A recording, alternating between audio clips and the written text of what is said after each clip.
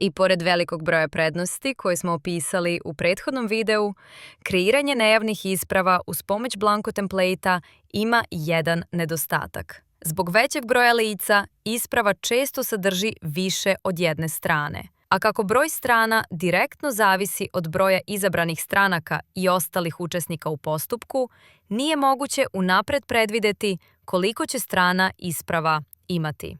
Prema poslovniku potrebno je u gornjem desnom uglu upisati broj predmeta i numeraciju svake strane ispisanu brojčano i tekstualno u zagradi, a na dnu svake strane, osim poslednje, obavezno je mesto za potpis ovlašćenog saradnika.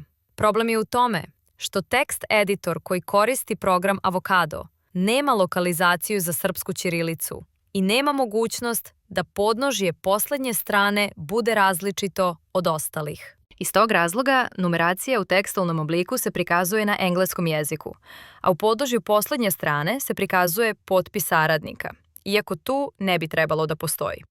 Situaciju rešavamo tako što ćemo upisati broj 2 u kućici pod nazivom broj redova u podnožju. Osim broja 2, možemo upisati broj 3 ili 4, u zavisnosti od toga koliko je mesto za potpis udaljeno od ivice papira. Nakon toga kliknemo na dugme Pregled.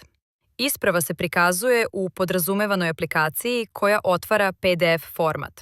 Tu možemo primetiti da su natpisi u zagradama koji označavaju broj stranice ispisani slovima na ćirilici, a mesto za potpis na poslednjoj strani je ukinuto. Sada možemo da odštampamo ispravu.